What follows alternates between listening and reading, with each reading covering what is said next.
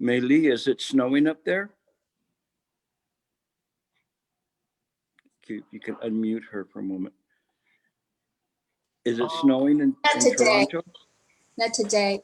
We had some snow yesterday, and I feel it's still warm because we have heat at home, so not really an issue. Uh-huh. But it's just beautiful.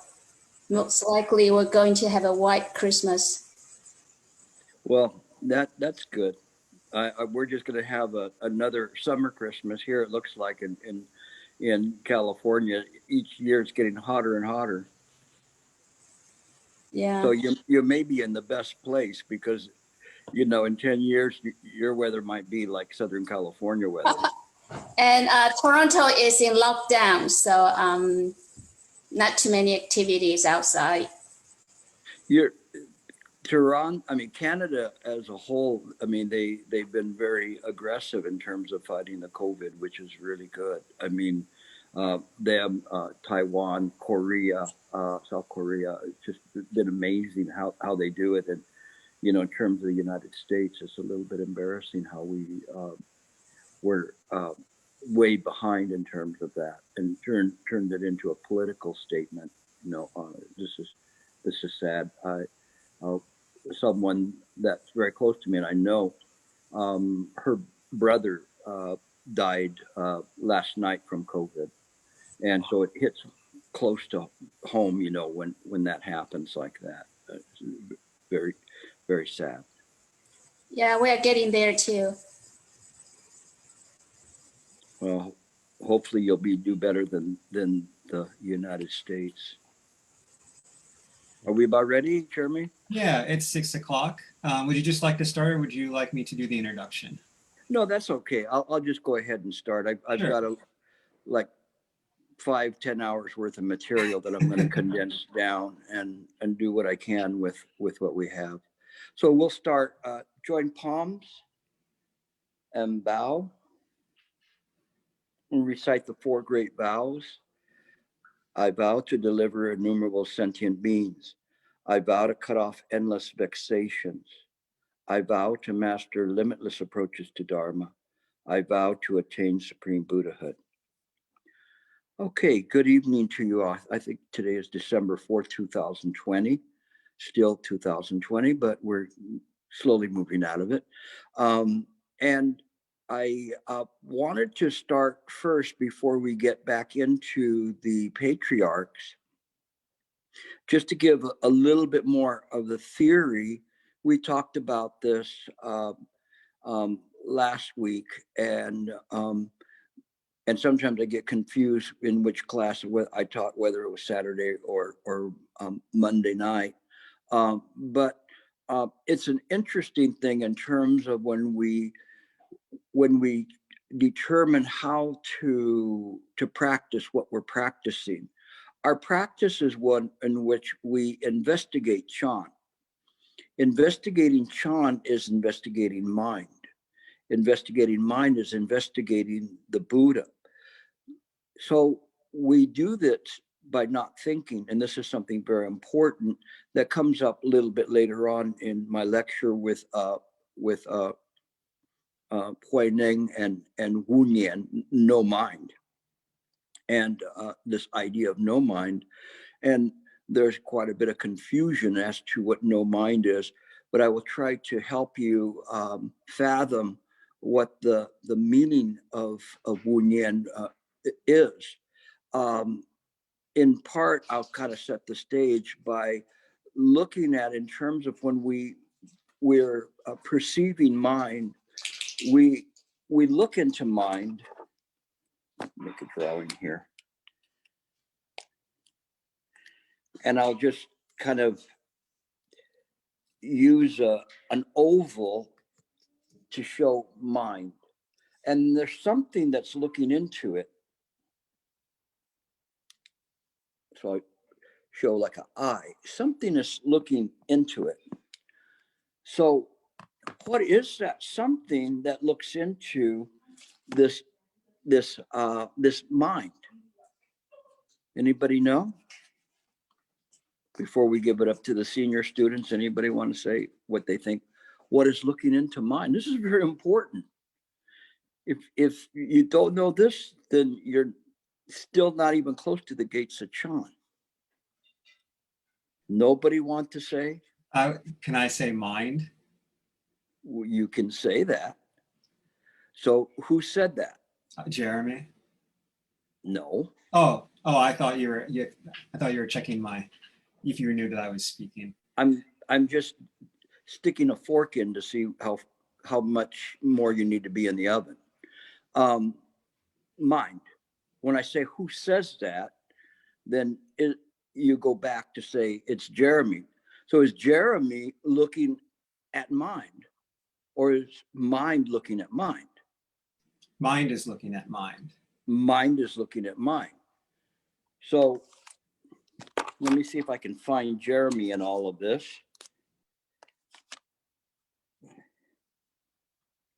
And lo and behold, look where I found him. He's in the mind ground. So mind is looking at mind. It doesn't need to think. Jeremy thinks, but mind is just aware. It's aware of that. So this then is also mind. And sometimes we call this side here the knowing mind. And this is knowing in a different way than the five skandha, but this is knowing mind, looking into the mind ground here. As we begin to practice in this way, it is very interesting because it will naturally become this.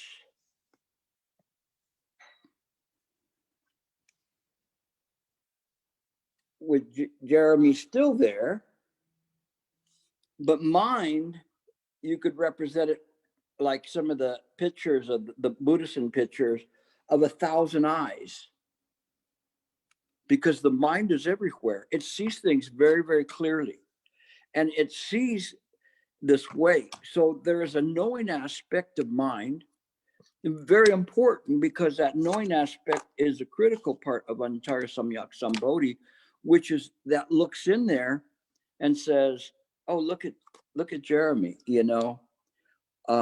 and it may say in the past this and this happened to him, in the future this will happen to him, but it knows Jeremy. Jeremy does not know mind. Jeremy can't know mind. Jeremy can conceive of mind, create conceptions of mind, but he does not know mind. He can't, because he here is an illusion. But this mind was never born, never created. It just is. It's the thusness of things. And when we say, I shouldn't even say thusness of things, because there's no things to it. It's just thusness or suchness. So I'm taking you in this class a little bit deeper tonight to start from where I've been doing. I've been kind of taking, not necessarily baby steps, but just kind of easing you into the idea of the practice of Chan. But in this way, when we look at things, we see the things much clearer. When we sit to meditate, we are contemplating mind. How do we contemplate mind? By not thinking. So what are we doing when we're sitting there not thinking? We're not thinking. But the idea doesn't mean that if the notion of Jeremy was going to arise in mind, that it would not know it. Of course it's going to know it. It's going to know it very, very clearly, because it's mind. And so it knows it, but not in the same way that we know it, where if I was here and there was somebody in the kitchen and dropped the pot, I'd go, what happened? Where is that? If that happens and there's a pot that's going to drop, there's no need for me to look and say, where did that come from? I know where it came from because the mind is so clear that it instantly processes all the information that a pot has dropped over there. Now, if I hear some kind of a scream or something or a yell, then it might be more serious. It might have been a pot with oil. But if it's just a pot, it's just a pot. But the mind instantly processes that information, and it enables one to make instant decisions based on wisdom. So as we begin to practice in this way, and we just let go of concepts, we're aware when there's some kind of a wave that comes through mind. We know precisely how to deal with that wave. If it's something that's agitated, you just smooth it out, smooth it out. You don't put more agitation in, you put more agitation in, and then you'll multiply the agitation. So this comes with wisdom. So when we see the world in this way, it changes how we approach moment to moment whatever arises in mind. Okay, so this is something that you should see that, and this goes with the concept of ekayana, the just single mind, and which is not inconsistent with Wu Yin, no mind. Those are the same thing because we don't really have anything to call mind. Mind is a construct of samsara, but mind isn't a construct. And so we use it for expedient purposes to communicate and talk about or point to something that we don't really know, can't know. It's very interesting. The other day I submitted something to DDRC for a retreat that's coming up, and it was a picture, and I was saying, well, you can edit it the way you want. You know, I couldn't Photoshop it any better. Wipe off 50 years, and the person writing me back is a dear friend of mine. She said, well, you know, you have to remember, you know, that that's not your original face. And I just laughed at that and said, yes, that's not my original face. And I said, you and I here are dear friends, but we're not two. And she just put the emoji, you know, to join hands with that, because the communication was, even though we function in the samsaric realm, we are mindful of that there's not two of us, there's not her and I, and that we're joined by this caring karuna in mind. And this is very important because this is how I deal with each and every one of you, to see you in this way, not as my brother, not as a relative, just mine, just this, just Buddha. And when we look at things in this way, it changes things. And kind of getting ahead of myself a little bit, it was the manner in which Hui Ning approached the practice of looking just at it and and calling it just what it was. And it came down from Bodhidharma to Huika to Sasan to Daoshin to Hongren to him. He did not invent it. He didn't need to invent it. It was the original nature that he had. And so when we see things clearly, it enables us to practice with right view. And if we practice with right view, when we meditate, we incorporate right view into our meditation. Incorporating right view into our meditation makes the meditation substantially stronger. It is more effective. Why? Because we know what we're doing there. We're not just sitting there like at a bus station waiting to be picked up. Who's going to get picked up? We understand that there's work to do. We understand how to do the work. It's the easiest job in the world. We make it complicated when we sit. But if I tell you, just sit. If thoughts arise, let them go. You don't even have to push the thoughts out. No thoughts of where you're going, how you're getting there, or anything. Just sit. Don't think. Just let mind be. And as you sit in this way, the more and more you sit in this way, the fundamental principle of Pratika Samappada will come.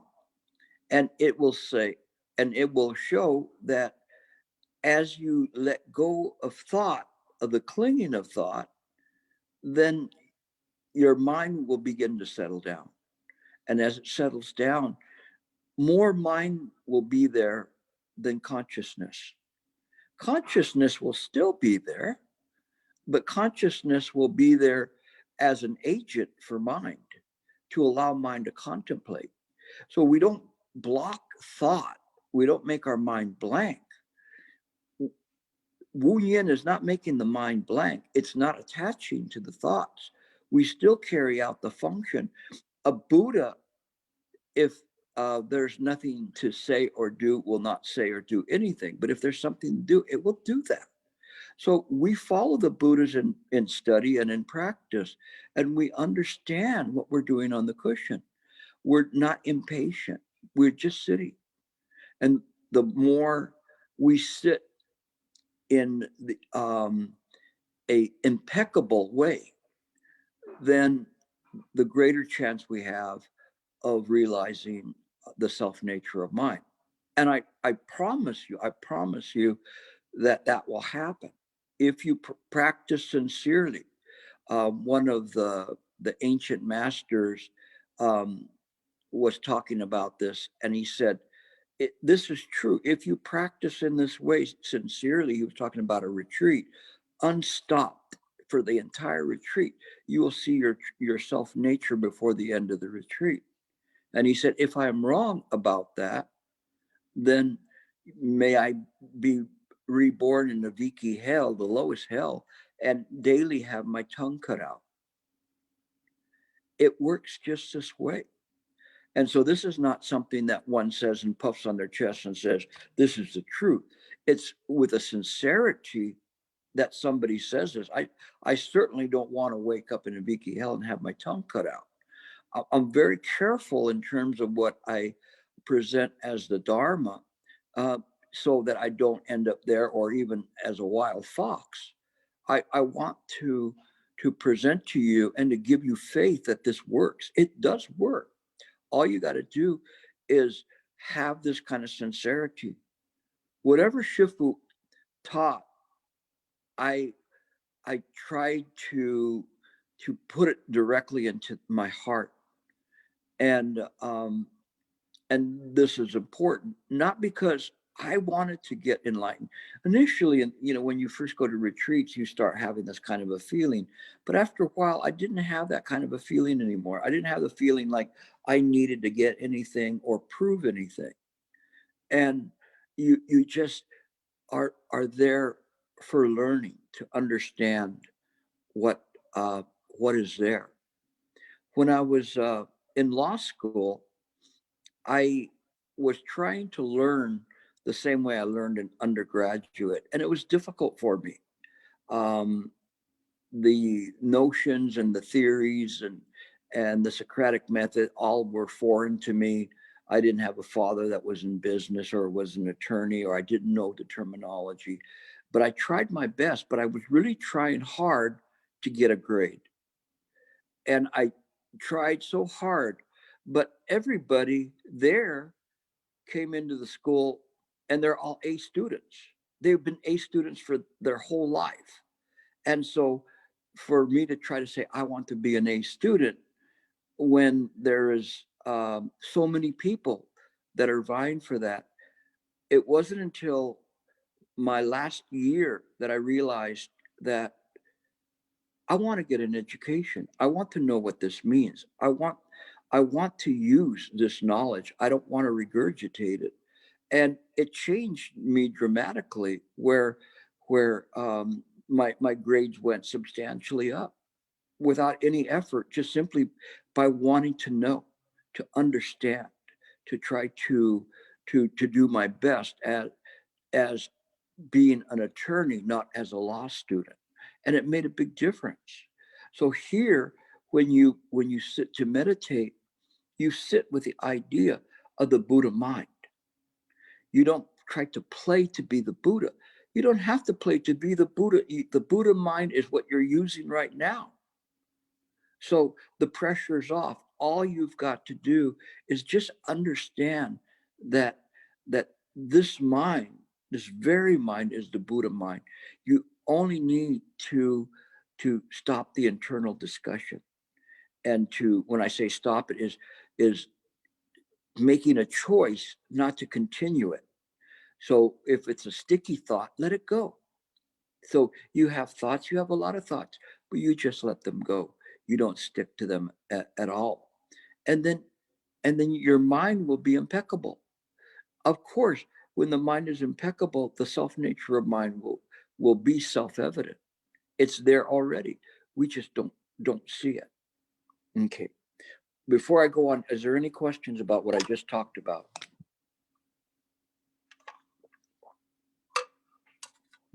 No questions? Okay, we move on.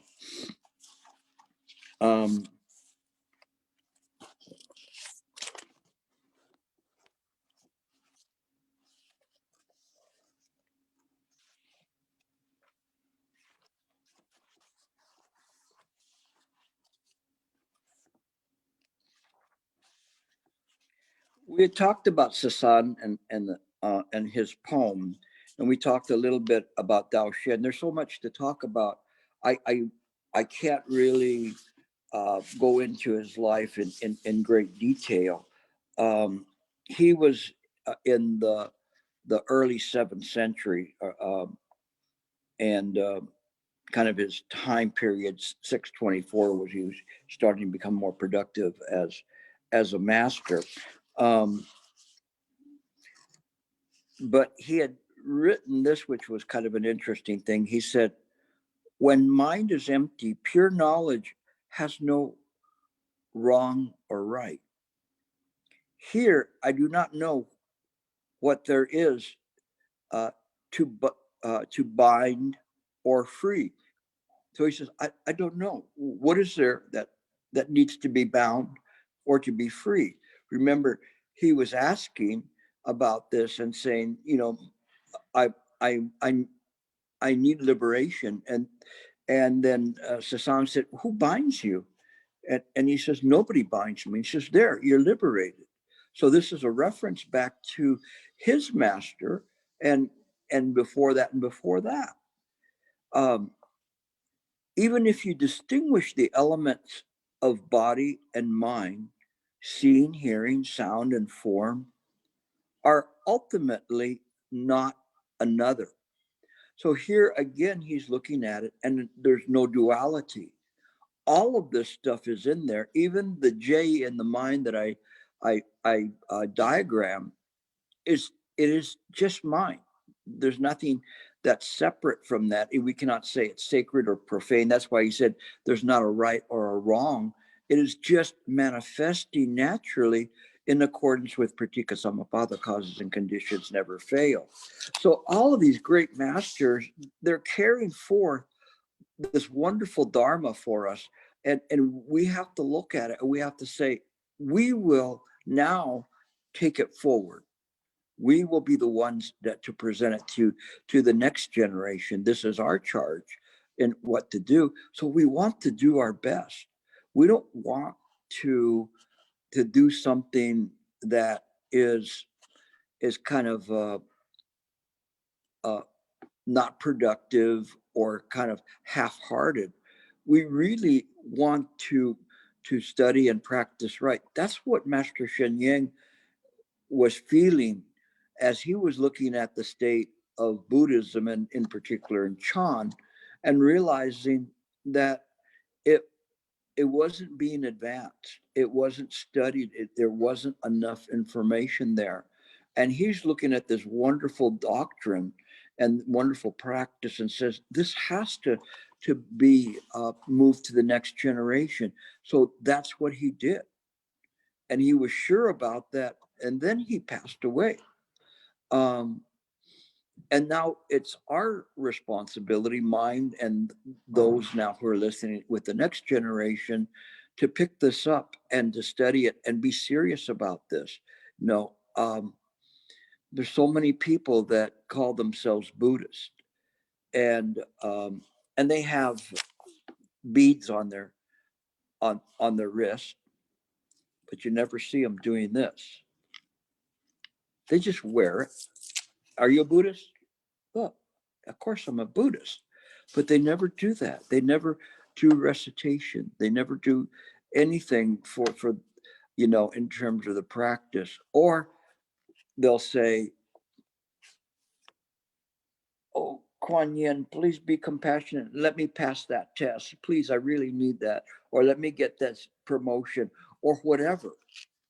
And so we and especially people from Asia are very good as devotional practitioners.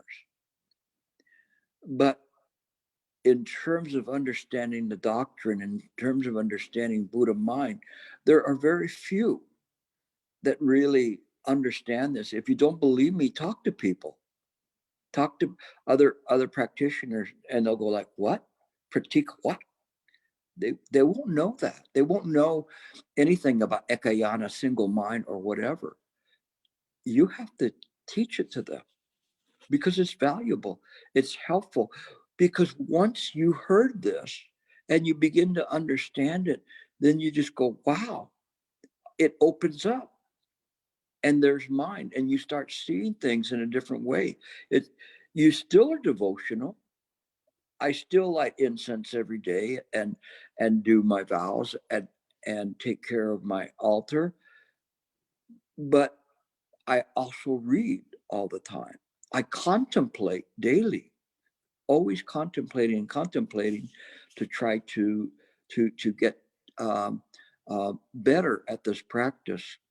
The other day, I was contemplating, and one of my dear friends, Harry Miller, had emailed me asking a question on precisely what I was contemplating in that moment. So it's very funny how this works, but the mind is very interesting in terms of how it presents things or how it sees things, and you get a sense of that. You get a sense if things are there or because it's all mind. We don't have to play with it. We don't have to say, oh, I have to do this or channel so and so or whatever. We don't do that. We're just aware that this is the way mind works. Then we set it to the side. We don't have to worry about it. But we understand that that's an example to us of how mind works. So this is what Dao Xin is passing on to Hongren. And then Hongren, let me read a little bit about him. And he's, which is kind of an interesting part. It kind of jumps to the middle of his story. And it says, Hongren met Zen master Dao Xin on the road to Huang Mei. The Zen master asked him, "What is your name?" And he replied, "I have an essence, but not a common name." And the Zen master said, "What name is it?" And he replied, "It is the essence of Buddhahood." So what is his name then? Is his name the essence of Buddhahood? No, that's just the essence of it. What is his name? There's no need to say a word. It just is. The Zen master said, "Have you no name?" He said, "None, because the essence is empty." The Zen master recognized his capacity for the truth and passed the teaching and the robe on to him. He knew that this was somebody that has a great potential already had great merit and profound understanding. So saying that, goes, that's like the short version, the Cliff Notes story of Holmgren. And Holmgren was a forester, a woodcutter, and when he met Dao Xin, he said to him, "Teach me the Dharma." And Dao Xin says, "You're already old. Even if you learned about Zen, how could you spread the teaching? If you come back, I will wait for you." So he went and for a while, and then he actually came back, and that's when Dao Xin understood that he should teach him, even though he was older. And one of the things that Holmgren was known for was sitting in meditation all the time. He did not sleep. So he was always sitting in meditation. Of course, if he had to do his duties, he would do it. But when he wasn't doing his duties, he would just sit. And then going back to the original story, now we're jumping into it again. It says, "There is a name that is not received from one's father, not received from one's ancestors, not inherited from the Buddha, not inherited from Zen masters. It is called Buddha nature, or the essence of the Buddhahood. Zen study is basically to reach the fundamental and clarify the essence of mind. If you don't reach the fundamental, you live and you die in vain, misunderstanding yourself and others. As for what this fundamental essence is, your features may differ as you die and are born over and over again. But at all times, there is an inherent awareness. At all times, there's an inherent awareness. When we sit to meditate, I always tell my students, be aware, sit in awareness. This is not thinking. This is not sensing. It's awareness. Awareness is beyond sensing. Sensing is a component of awareness, but it is not something that comes through the openings. It is something that's there and contemplates information that's coming into mind. And especially using this vehicle, this corporal vehicle of a body, we use it the best way we can. So we use the senses, but we use the senses to contemplate. We don't use the senses to cogitate. And this is very interesting part, because now they're talking about his disciples and Zen Master Hong's eulogy, and it said, before and after, two bodies, past and present, one mind. And to me, this is reminded me of what I was telling my friend. We are not two. And so I care about you, you care about me, but originally we're not two. And again, this is the ekayana, the one mind. And in this way, we see how the fundamentals of Chan work. And also in the way, in terms of pratika samappada, the cosmic condition never fail, can only work if everything is connected. The only way it's connected is via mind itself.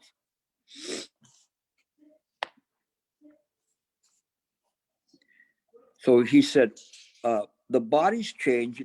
There is no separate mind, past or present. You should know that since countless eons past, it has just been thus, just this. So we always rest in the present moment. The present moment is not the present. It can never be defined as a present, but we focus our mind in a pinpoint of time, knowing that that pinpoint of time really doesn't exist. But this is where we keep our awareness at. So if you arrive at this fundamental essence, it cannot be distinguished in terms of caste or class. So if like the caste system from the India or classes in China, it can't be made in this way. There's not like senior people or whatever in terms of it. Fundamentally, it is in this way, the way one sees it is just mind. People, because of all classes, have the same essence. No, excuse me, because people of all classes have the same essence, because the fundamental essence is thus, when all known by the surname Shakya, they are all known by the surname Shakya, the family name of the Buddha, to let it be known there are no distinctions among them. One of the times that I had made some substantial inroads in the practice was one day I was in a retreat, actually in Michigan, and I left the class after lecturing and went back to my room and promptly began preparing for the next lecture and studying. And at that time I had been working on this one sutra called the Uttara Tantra Sutra. It's a Tathagata Garbha Sutra. And I wanted to know the name because the Uttara was the way the Tibetans would pronounce it, but it's also known as the Nagotra Vibhaga Sutra. And I wanted to know what this meant, just the title, I wanted to know. The Ratnagotra Vibhaga Sutra is very, very impressive and hefty material, but it does pay off if you have patience to read it. But the term Ratna is kind of like the term Abhi and Abhidharma. Abhi means the highest. Ratna is very interesting because it means the absolute. And the term Gotra is a term that has many, many meanings. And when you start studying these things, you find there's like a long list. If you start looking at the Indian names for things, you see so many lists of different meanings for the term Gotra. But the one that stood out to me was clan, C-L-A-N, like the Shaka clan. It is what they're talking about here and saying we're all part of the Shaka clan. Who is the Shaka clan? Not Shakyamuni Buddha's villagers, but the Ratna clan, the absolute clan, the Buddha mind. We all within us intrinsically have the Buddha mind. Intrinsic is a very interesting word because it's within us. You could say it's within our, I was trying to find the word and it's not going to work because I was going to say spiritual, but it's beyond spiritual DNA. It's at the heart of our DNA, of what we're made up of. We dress up and are actors in samsara, but it is not who we are. The Ratna clan is who we belong to. And in that moment of that kind of a realization of that, there was kind of an interesting realization, let's put it at that. But this is what I want you to contemplate and see what that is, because me telling you that, well, you're not going to get a realization from me just telling you. You have to be very sincere. You know, your mind has to be there where you're studying, you're giving a lecture, you come back, you're walking, and you're thinking about the Dharma. You go up to a room and you go right instantly into the mode of study. And this is the way that one practices, and then there is a possibility that there could be a realization there. Okay, let's switch now to Hui Ning. A little bit of background about Hui Ning is that there is a dispute as to who was the Sixth Patriarch. And the dispute is between Shen Shu and Hui Ning. Now, Shen Shu was the chief disciple of Hongren until Hui Ning arrived.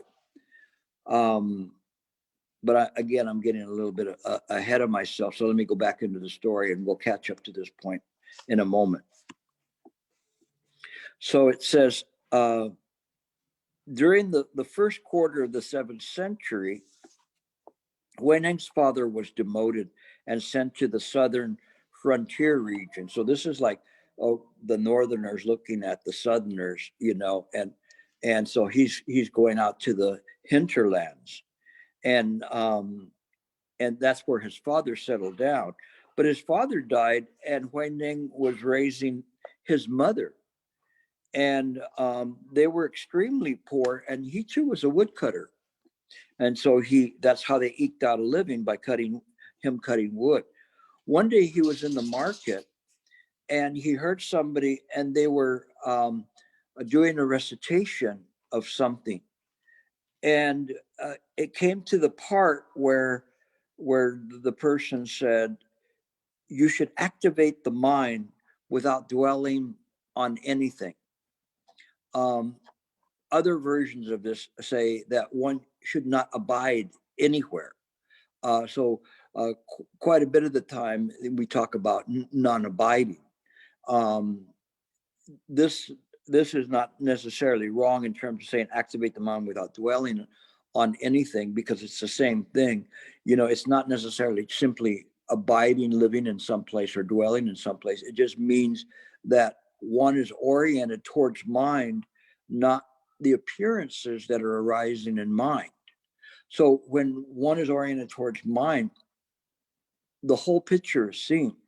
When we're traveling through this world as a samsaric character, we only can see what's before us. We can only remember a very short amount of time of our memory and some hopes of things that could happen into the future. But we cannot see all of things that are moving and around, all the karmic forces, all the things that come into play that are there. So it's not that we're traveling linearly like this through life. Rather, all of these things are going in this way without you being there. It's more like this that one sees. This then comes in to say, okay, I can make use of this body. Look, I have a mouth, I have lungs, I have a brain. I can pass on the Dharma with this body, you know, and I will try to take care of my body, and I'll try to use this mouth for proper purposes to do things.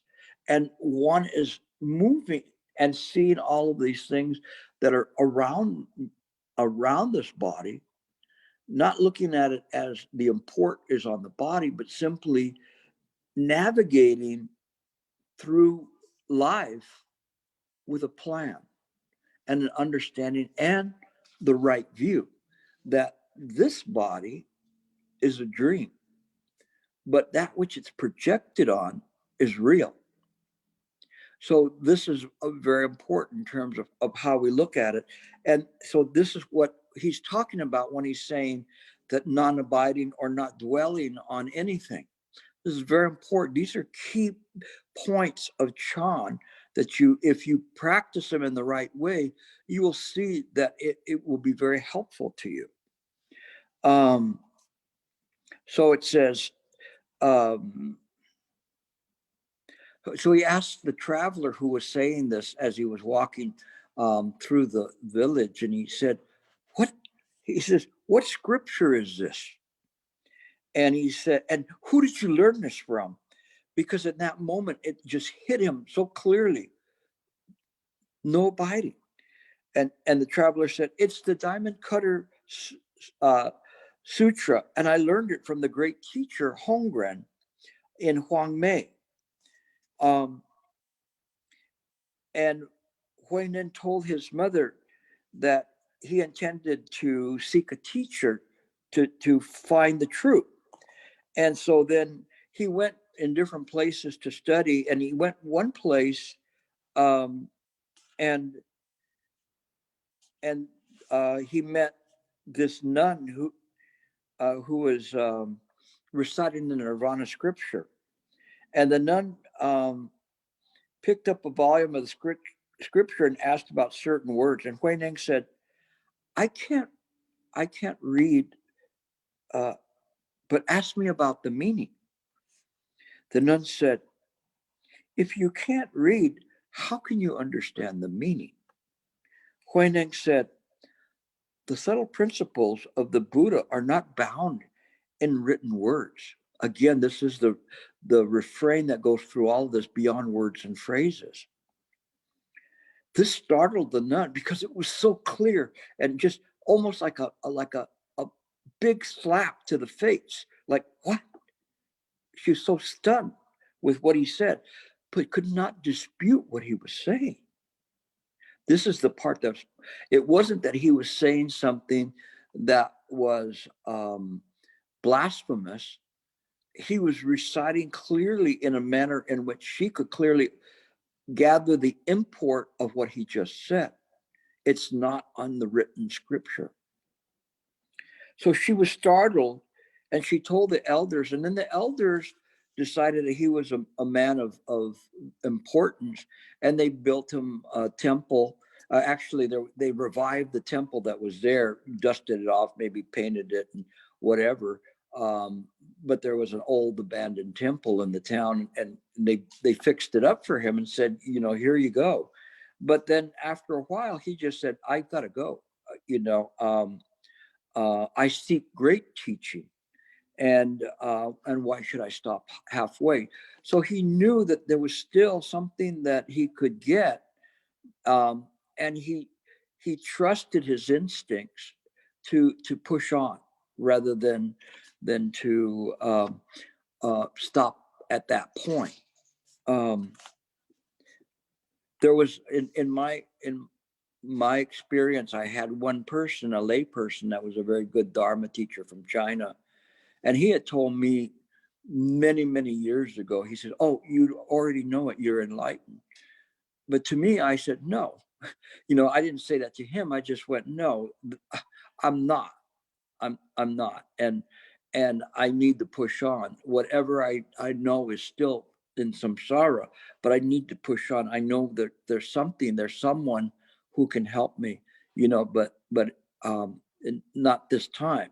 If I had too big of an ego, I would have stopped there, and told everybody I was confirmed in this. It's not in that way. We don't do things in that way. We study for the sake of other sentient beings. I know my journey wasn't complete or even close to being completed, but even Ling Chi says, don't let any person, just any person, put their stamp on you, like, oh, you've got it. He was very cautious about that, telling people, don't let somebody say, oh, you understand this all, because I once had a Theravadan monk say that to me too, not a monk, but the Bhante, and kind of like an abbot, and he said, oh, you understand it all, and I'm going, no, I don't understand it all, and you just keep pushing, and you push it, and when you say things and people listen to you, all of a sudden it rings true. It's like the monk that was hoeing in the garden, and his hoe hit a rock, clank, and all of a sudden he obtained enlightenment in that moment. How did he attain enlightenment? It was just the causes and conditions that were leading up to that enabled him to do that. It wasn't just simply because he was hoeing in the garden, but all of the practice, everything that was there that brought him to that point. And so this is the way we practice. We don't practice with an eye towards enlightenment. Shifu said you always need two eyes on the Dharma and on the practice. Don't be looking to try to get something. So when we sit, it's very important we don't have that kind of an attitude. We have the attitude of just letting go. Trust me, that really works. The worst thing that's going to happen is you're going to be a lot mellower in your life. We get back to the story. And he said, so then he met this one master, Ziyan, and Ziyan knew that he was an unusual person. He realized that this monk, kind of like you could say in today's parlance, that he had an aura around him. He knew there was something special about him. His calmness, his demeanor, everything about him was different. And so then he directed him to Master Hongren and told him how to get there. And then Huineng arrived at Master Hongren's temple, and he was received by Master Hongren. When he met Master Hongren, he circumambulated him 3 times. He walked around him 3 times in a clockwise direction. And so the Hongren said, where are you from? And he said, I'm from the South. And he said, well, I was unaware that there were any practitioners in the South. He was kind of given kind of like a slap type thing and saying, I don't know if they would have, he says,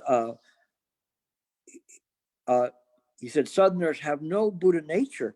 How can you attain Buddhahood? Because Huineng said he seeked Buddhahood. And so Huineng said, as far as people are concerned, there are North and South. So in samsara, yeah, there's North and South. But how could that apply to Buddha nature? So he's saying, everyone has Buddha nature. And so this was an unusual answer for a layperson that's coming to meet him. So Master Hongren did what was important, which was he shipped them off to the kitchen to grind rice, which he did for a period of 8 months. And during that time period, he never came into the Chan Hall or talked to Master Hongren. He was just there working and working and working. And at this time, and this is where we come to the story that most of you know, but it's nevertheless important to point out and then to point the direction of where Chan was going. I just lost my, hold on, let me see here. Well, the lights are off, but I can't read my stuff without that. So let me see what I can do here.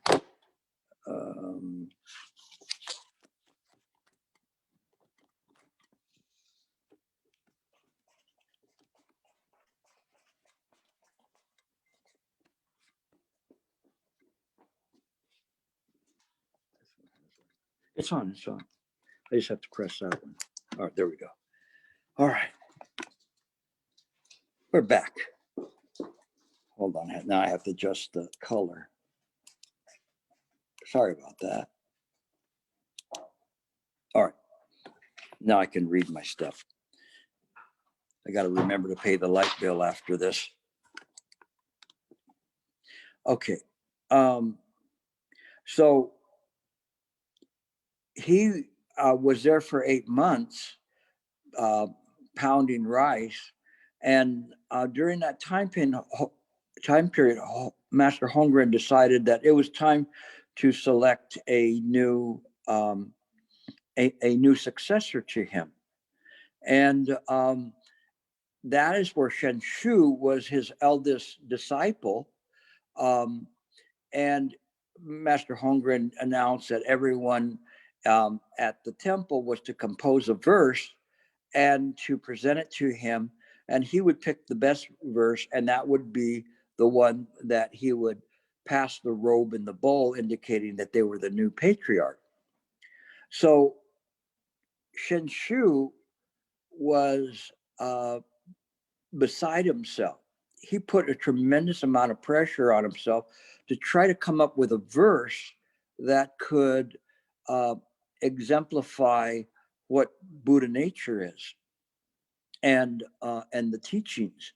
And he tried and he tried, and for over a period of 4 days, he tried 13 times to take his writing, over to the master. He had his writing, and he was going to take it to him, but he just stopped short.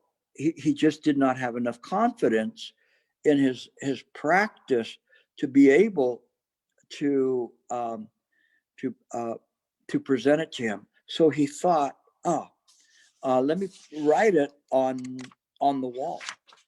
And so outside the Chan Hall, he wrote this, and there's many different versions of it, and I'm sure in Chinese there's other versions. So I'm going to kind of give you the version, and then I'll clean it up in terms of the way that I think it works. But he wrote this on the wall in the middle of the night, and he said, if I write this and everybody likes it, then I'll step forward and I will be the new patriarch. And so he said, the Bodhi is the tree of enlightenment, the body is the tree of enlightenment. Mind, like a clear mirror stand, time and time again, wipe it diligently and don't let it gather dust. Other versions that I had said, the Bodhi is the tree of enlightenment. The body is like a mirror stand bright. Time and time again, wipe it diligently, let no dust alight. So the whole thing is you're just working on it. Don't let any dust alight. So this was the Northern Scroll kind of a theory of how to practice. And so everybody saw that. Hongren looked at it and said, very wonderful verse. Yeah, everything. Congratulations and whatever. He hadn't closed the books yet, but it looked pretty good that Shenshu was going to get the prize. And he told all of them to recite the verse. And so they were all committed it to memory and were reciting the verse. And there was Huineng pounding the rice. And as he was pounding the rice, somebody said this verse. He said, let me hear this again. And he said, this verse, although not bad, does not really represent the true Buddha nature. And the one that was reciting goes, huh? And he goes, it doesn't. And he says, take me to where this is written. So he took him, the young monk took him to the outside the Chan Hall. First time he was there, in front of the Chan Hall. And there was this verse of Shenshu on the wall. And he was so bold to say, let me write next to it.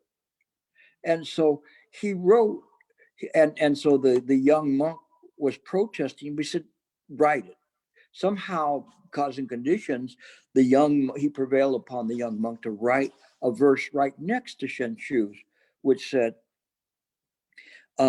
enlightenment is basically not a tree. And the clear mirror stand, and the clear mirror, not a stand. Fundamentally, there is not a single thing where dust can collect. It sounds better if you'd say, originally, enlightenment is not, originally Bodhi is not a tree, and and not a clear mirror stand bright. So he's negating those things, saying that's from samsara. This is not the true nature. And he said, fundamentally, there's not a single thing where the dust can alight. In other words, saying, in mind, where's the dust going to alight? It is just mine. And so when he said this, then what happens is that everybody reads it, but Master Holmgren reads it and puts a stamp of approval on it. No, I'm sorry. He doesn't say anything. I apologize. He just ignored it. So the community ignored it. So he just looked at it and then didn't say anything. But then he went over to the kitchen where Hui Ning was at, and he didn't say anything to him, and he just went and banged his staff 3 times, and Hui Ning pounded the rice 3 times. And so around midnight that night, he appears at Master Holmgren's quarters, and Master Holmgren then taught him all of the esoteric and all of the deep, profound wisdom that he knew. Essentially, this was like a mind-to-mind transmission. Of course, they're communicating, but he's passing it on in a very sincere way to him. And so after that, he told them, you better leave. You better get out of town now. He gave him the robe and the bowl. And so Hui Ning left, and he told them where to go. And then they got to a river, and when they went to the river, the Hui Ning said, "Let me just go ferry across." And he said, "No." He says, I've taken you this far now. I might as well take you across, and then you'll be on your own. So it was a kind of a symbolic thing that he was saying to him. Again, this is the transmission from one master to a new master, and so he went into hiding, but ultimately he was found by one of the monks that was there that used to be a general. His name was Hui Ming, kind of like Hui Ning, but Hui Ming, Ming. And he, being a general, and was able to track him and find out where he was at. So when he came upon his campfire, Hui Ning knew somebody was coming after him. So he walked deeper into the forest to wait to see what happened. When Hui Ming came to the robe and the bowl, he tried to pick them up, but he could not lift them off the rock that Hui Ning left them on. And finally, he just shouted out to the forest, "I didn't come here for the robe and the bowl. I came for the Dharma." And then Hui Ning came out, and Hui Ming said to him that, "Please reveal the essence of the teaching to me."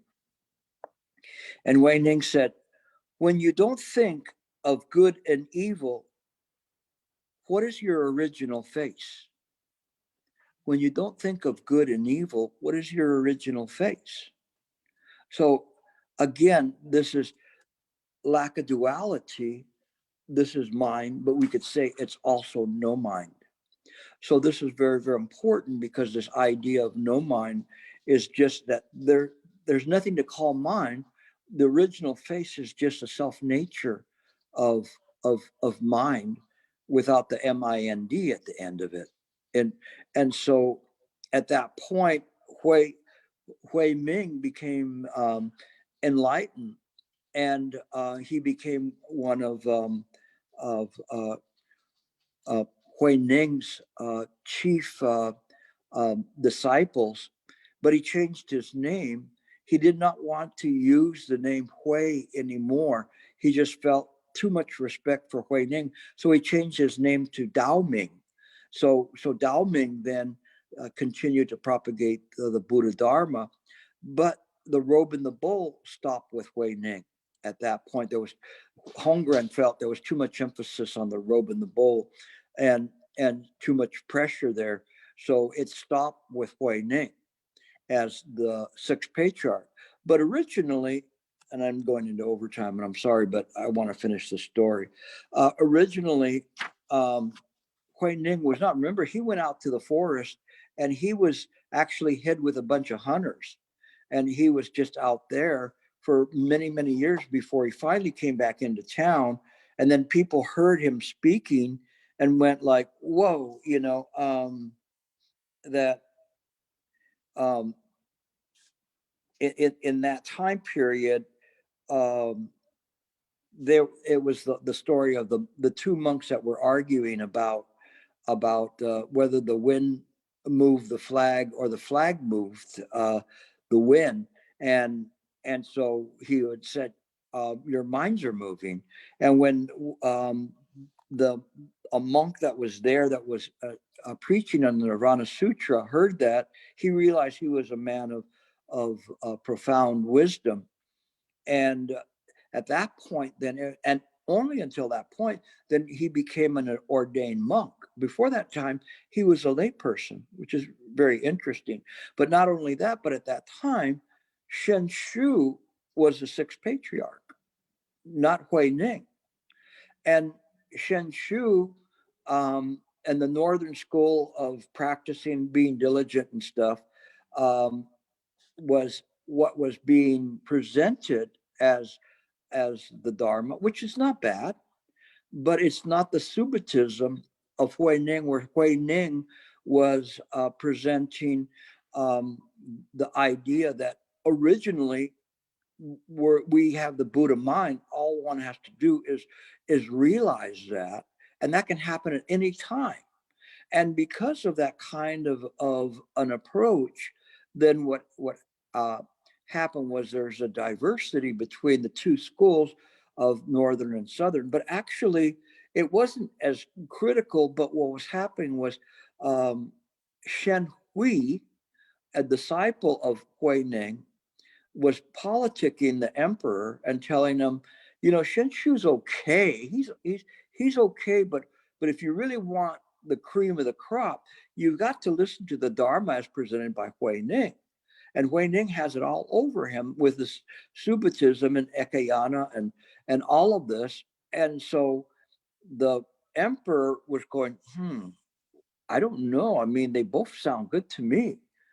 Politically, though, Shen Hui said, you know, we have so many followers, and we can add to your coffers, your treasury. And the emperor went, well, sounds interesting. Sounds like something that I think makes sense. So voila, Hui Ning became the sixth patriarch, 0.1 or 0.2, I should say. So he was 0.2. But because of the strong politicking of Shen Hui, they wrote the history. And that's why you see this leaning towards this kind of a tentativeness of Shen Shu, and kind of same kind of a Sariputra treatment that he's getting, where he's kind of being kind of pushed on. And because they're writing the Platform Sutra, which is interesting because you have to think, why is it called the Platform Sutra? Very interesting. But in any case, this is what happened. Nothing wrong with Shen Shu. Hui Ning is, if I'm looking at it and seeing it, I'm teaching like him. When I'm doing this, I'm really looking at this and I'm teaching this because it makes sense to me. And it's the direct route to get there. Doesn't mean that I don't polish the mirror. I'm mindful about that, but I don't think that polishing the mirror is going to get me there.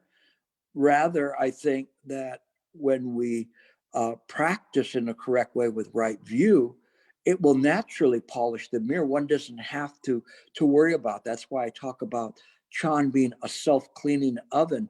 We don't have to worry about constantly polishing it. It is what it is. We're aware of the causes and conditions. We're aware of what we're saying. Sometimes we can control it. Sometimes we can't. That's why they call us practitioners. But we see clearly that this is the path. So we'll stop there, and we'll go into next week Huineng and Wu Nian and Shen Hui and some of the other masters that followed after that. Some very wonderful treatises that came up, and we'll touch a little bit on that. Again, I'm running out of time. We're scheduled for eight courses, but I figured that close to Christmas, people would want to spend more time with their family. So we'll cut it off here. And someday, I think I'm set again sometime next year to carry on with this. So we'll see. So I'll leave it open to questions if you have questions. There's one immediately, because that's the first time for me hearing this story. Why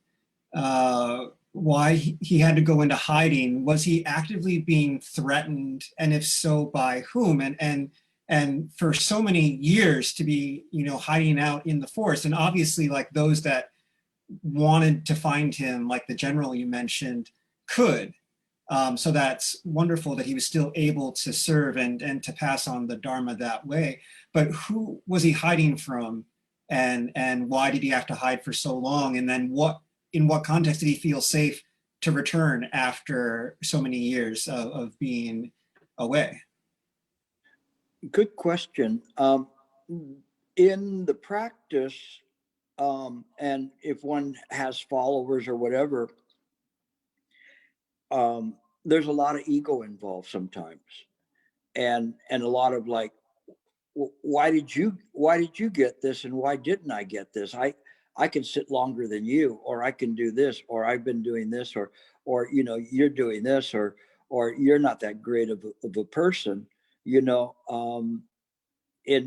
my own humble way, I had those kinds of experiences myself where people were really going after me. I mean, really doing tremendous kind of like character assassination and trying to suppress the Dharma that I taught. So I understand that. I understand, and we're not talking about a Dharma, we're talking about the patriarch, and so at this point, he, there were people that were envious of that, and it doesn't mean because they're all practitioners that they understand this. Again, when you see Shen Hui and the politicking of the emperor, you also see that there's still a lot of samsaric forces that are there, and one of them was this jealousy and this envy and this anger that's generated. That why not me? Why were you the one that was picked? And so that's why he went that way. It was a serious thing, because we're talking about a southerner coming to the northern part and leaving with a robe in the bowl. And so this is kind of like almost like the Holy Grail he's taking away. The only difference is it was real. I don't know if the Holy Grail was, but he's taking it. And so of course people are going to chase after him and they're going to question him. He was a rice pounder. That's all they knew him for. He was not a monastic. And so they wanted that back. They wanted this to go to the rightful person. So hopefully you can kind of see that, but that's what was happening. A lot of times people can't put aside petty jealousies and things. No matter what, you don't try to you have to endure things like that, but you understand that they're there. And then little by little one can make the transition, and the things will change. But sometimes it takes years. It took me years in terms of people really trying to go after me. And but for him the stakes were much higher. And so that's what happened. At least that's my take on it in terms of looking at it and seeing what was there. Great. Okay. Thank you. Wendy sent a question on the chat that says, how to stop internal discussion or let go of thoughts? Wendy, the most important thing is go through the elements of how to meditate. I think you'll find them here. I think they were listed in the Chan magazine in spring or whatever, but you essentially, the first thing is you relax the body, you relax the mind, and you, if you have a method, you bring up your method, you become aware of everything around you. But in a state of equanimity, don't look at anything, just be aware of it, and you sharpen the present moment. You are clear where you're at. You're clear in this moment. So right now, a car came by, and even though I'm talking to you, I'm aware of the car approaching, being next to the house, and then moving away. It didn't interfere with what I was saying, but the mind is so aware, even in the present moment, you keep things in this way and you're clear about it. And this is, you stay there. If thoughts arise, don't worry about it. You don't have to push them out. All you have to do is illuminate them. You use the awareness of mind to illuminate them. Don't give them any thought. Don't feed them. Just treat them as if they were clouds going by. Keep the mind very stable. Just keep coming back to the present moment, to the present moment, to the present moment. And it will work in this way. But you have to be persistent. Causes and conditions never fail. The more that you can hold the method in this way, in the proper way, then the next time when you sit, you're going to be able to do that. But if you don't do that, then what's going to happen is that you're just going to fall into the same pattern of practicing for 5 minutes and then having 25 minutes of scattered thoughts, because causing conditions never fail. Okay. Hopefully that answers your question. I see a lot of activity. There's some clarification on next week's class, if it's happening. And yeah, so as far as I understand, this is not the last class, that there is one more class next There's week. one more class. Yeah, so when you said that you're running out of time, I think it got confused that this was the last one. No, I apologize for that. It's just that I'm looking at it and trying to see what I'm going to squeeze in next week. And my initial thought was to run through the six patriarchs and then maybe touch a little bit on some of the others. I was hoping I could get to Master Ling Chi, one of my favorite Chan masters. I'll see if I can get a little bit of flavor of his, but I still want to work on the idea of no mind, and I might try to throw that in the end, just simply because he was such a wonderful orator and master. So yeah, we still have one. Oh, by the way, this is not with this group, but a last year or last of the year bonus class. So those of you who are listening, such as Wendy and doing this, on December 27th with the Chan Meditation Center, CMC, I'm doing a class that would be on Sunday.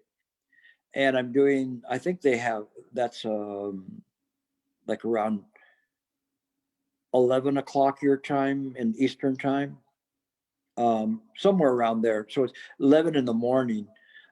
Eastern time, 8 here in Pacific Standard Time. I'm doing a class on how to meditate, and in particular, how to meditate at a retreat. So that class is just simply dedicated to putting all these fundamentals that we have onto how we sit on a cushion and how to have the proper attitude to practice, whether you're in a retreat or not. So that's an extra class. So you're all welcome to attend that one. And by then you have been finished opening up all your Christmas presents, or lack thereof, or your, I guess, like the kind of the Zoom Christmas presents, like, look what I got you, I wish I could share it with you. But in any case, after that, then, you're welcome to come to that class. So this kind of ever ready bunny keeps banging the drum. Okay, other questions? Should have questions on this. This was interesting stuff. Oh, hi, Gilbert. Yes. Can I ask a question? I'm glad to hear that you're going to have a meditation retreat, because I do have the meditation question. Okay, let me mention what I have gone through, and maybe you can give me some guideline for the next step. Okay, at the beginning, you have a lot of wandering thoughts, right? And I realized that the wandering thoughts either use the world in the past or the future, but just never in the present moment. So when I realized that, I try to put myself back and go to the present moment, more and more you can more focus. But still, sometimes the subtle things still drive you away. But it's getting subtle and subtle, lesser and lesser. So I get more control, can focus in the concentration part. So my question is, well, since it's lesser and lesser, you are more concentration, should I move to the contemplation now and contemplate the no self? The no self, what I learned is, well, just like, I don't show my face, but I do have the picture. That's the woods, right? So the wind blow the trees and blow the leaves, and they make the sounds. When the wind ceases, then the sound disappears. So everything is so nature. There's no something substantial behind to do the control. So the same token, the five, just like the five aggregates, they are just changed time to time, and they arise and they fall away. So there's no self. So conceptually, I understand that. But how do I, in a meditation, so I can go deeper together through the non-conceptual way? So in other words, when I'm sitting in a cushion, what do I do? Or what do I put my, there's no mind, there's no thoughts, but what do I do with it? I understand that. Essentially, what you do is you start with all the elements in place. My approach is impeccability from the very beginning. This is not something that you work your way into. You start with it. So it was like as if you were going to go to Las Vegas and you have a stack of chips and you're sitting. When you sit to meditate, you have a whole stack of chips. Every time you have a scattered thought, you lose a chip, you lose it.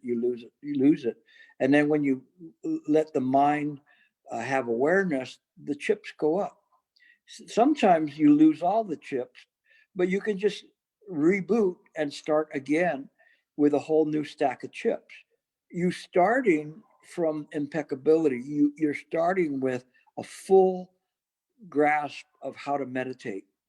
Now, in the beginning, when we're there, we're like a rocket, and this is concentration. But this part here this is your booster rocket, and that gets you up into like being able to control the mind. And so eventually that booster goes away, it tumbles down, and the spaceship keeps going up. It doesn't need this concentration as much anymore. So what it does is it gets to samadhi. So when it gets to samadhi, it's like as if it's orbiting the earth. It doesn't need so much concentration anymore. It is just simply there and is weightless. It's just holding there. We don't need as much concentration. We don't need as much effort. We just understand with right view, we just keep that going that way. And we try to do it. And sometimes we fall out of orbit and we come back down. And then we have to try again to use concentration to boost us back up into the state of equanimity. And so when we have the state of equanimity, we have balance, samadhi on one side, and we have the clarity of the mind on the other, the vipassana, and the illumination. And so those are the things that keep us, let's say, weightless in mind. And so as long as they're there, if all of a sudden we start losing our samadhi, then we put a little more concentration into it. But we start with a full stack of chips. You don't have to try to get yourself like generated there. All you do is you understand what the elements are. If you understand what the elements are, you put them all in the beginning. It's yours to lose. It's not yours to gain. It's yours to lose, because you're already, the house wins every time, because the mind that you're using is not other than the Buddha mind. So the game that you're playing is the Buddha mind game. So you're going to win. Even if you fall, where are you going to fall to? You're still in mind. But by using this, like with Hui Ning, in terms of the clarity and this idea of subitism, the sudden enlightenment, is saying, keep applying, keep applying, keep applying. And as you apply it, you just kind of ratchet back the concentration. You bring up awareness, and there's a balance of contemplation and awareness there. And this balance that's there keeps the awareness there, but the mind is looking at that. The awareness is the awareness of all phenomena within mind. The contemplation is mind looking at that, being aware, using all of that awareness that transcends even consciousness. It can become aware of things that are not present in that moment. It could be, oh, I understand somebody's talking about me, or somebody's doing this, or this is going to happen, or whatever. And sometimes all those things happen. But what the mind is just very, very clear, because it's all in there anyway. So when you start from the idea that you already have it when you're sitting, you don't have to try to get it. You already have it. And so it's, instead of trying to generate it and using so much effort to try to get it, just sit. Mo Chao, right? You just sit. You don't have to do anything. And so you're just sitting there comfortably with your method. And then with right view, then you understand how contemplation and awareness fit into the equation. And you are then aware when the mind is beginning to hang on to thoughts, what we call sticky thoughts, akusala thoughts, these sticky thoughts that then will generate succession of other thoughts. Like, I wonder if I'm really doing this right. Maybe I should do this instead. No, you just go back to awareness, contemplation. How hard is that? You contemplate. You're just there. Just sit there, and then, and as you're sitting there, just as if you're facing a wall or facing a mirror. What's there to see? This is your original face. So you just sit. Okay. Okay, I will try it. Oh, good. Thank Let me you. know how that goes. Okay, all right, thank you. You're welcome. Any other questions?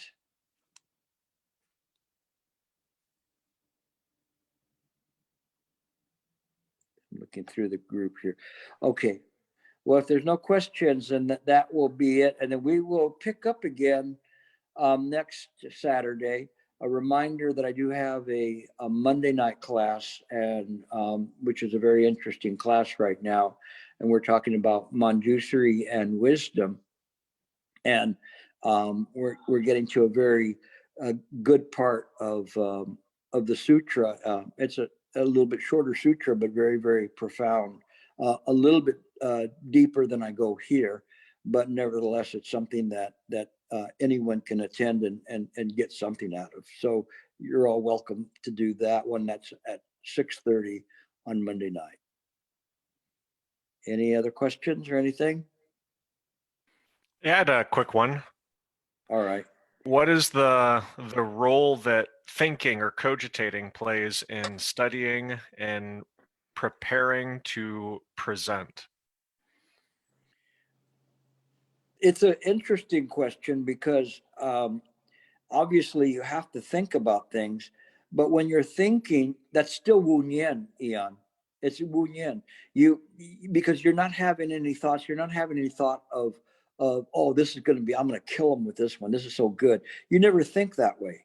You just think and say, this could be useful here, and then I can do this. Or you're just putting all this information into short-term memory, so it's all there. But you're not. You're just like a computer. They're doing it, but you're driven by the idea of that you want to help people, but you don't have an idea of that there's a pressure or anything else. You just are preparing. You know, sometimes, well, if you run out of time, there might be some pressure, but the less pressure I put on myself, the more natural the lectures are, and so they're not given by me per se.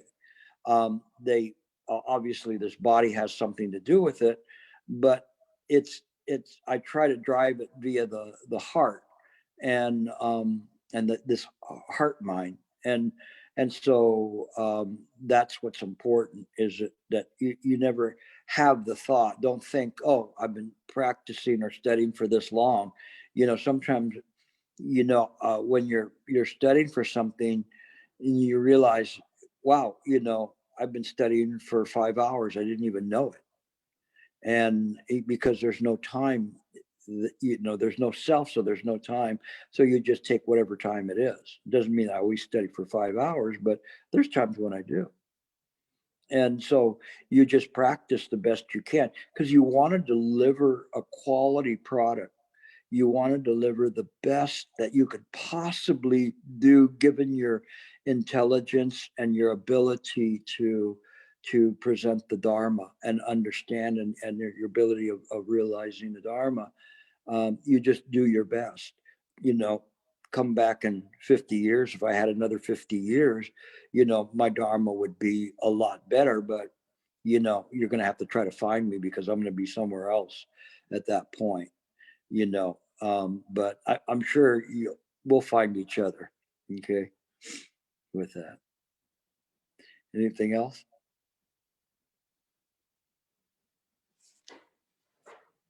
Okay. Well, that's about it for the class. Though I thank you all for coming, you know, and paying attention. This is something that irregardless of what class that you learn, there's always some benefit that you can get.